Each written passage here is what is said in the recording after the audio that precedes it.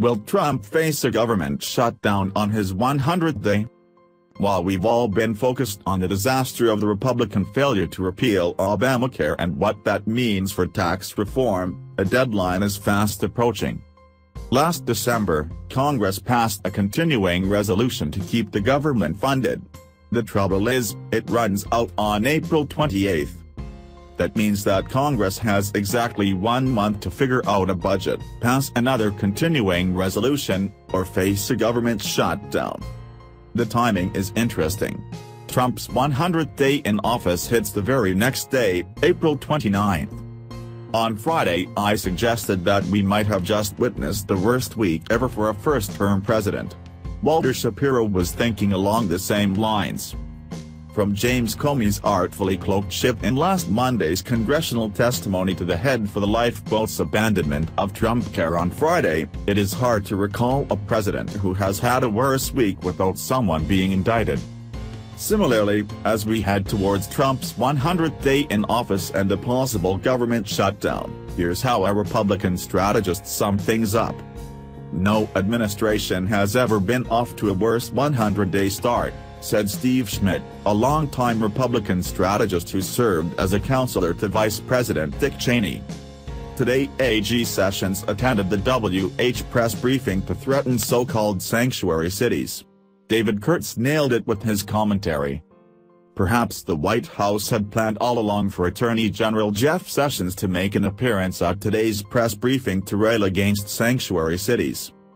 But the timing is consistent with what I've long feared will be the impulse for the Trump administration, when the going gets rough, failed Obamacare repeal, low poll numbers, etc., it will fall back on appeals to racism and xenophobia to regain political footing.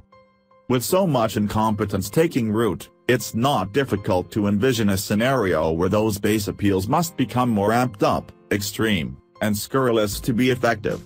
It threatens to turn into a vicious cycle the likes of which we've never seen in this country. The story about Devin Nunes' revelation last Wednesday got even more bizarre today. The day before he announced to reporters that Donald Trump may have been incidentally monitored by U.S. intelligence agencies during the transition, House Intelligence Committee Chairman Devin Nunes met with the source of that information at the White House, a Nunes spokesman told NBC News. Let's hope this is one of several to come. Finally, earlier today I suggested that the flip side of Trump's failures will be the persistence of Obama's legacy. Back in January, Jonathan Chait published a book titled, Audacity: How Barack Obama Defied His Critics and Created a Legacy That Will Prevail. After the election, Chait took some heat for this focus that went against conventional wisdom, which had solidified around the idea that Obama's legacy was toast. But he defended himself by titling an excerpt, Barack Obama's legacy is more secure than you, or the GOP, think. Right now Chait is looking a bit more prescient. Trump may very well destroy the underpinnings of a system of government put in place more than 2¼ centuries ago, and if he does, it will be not only Obama's legacy that is repealed but the legacies of every president from Washington onward. But the future is not predetermined. It depends upon our actions and choices. Protecting, fulfilling, and, in some cases, restoring Obama's legacy will require mustering the political will to rally around it. If Obama's supporters defend the pillars of his legacy, rather than fatalistically accept their destruction, they stand a good chance of warding off the most frontal attacks.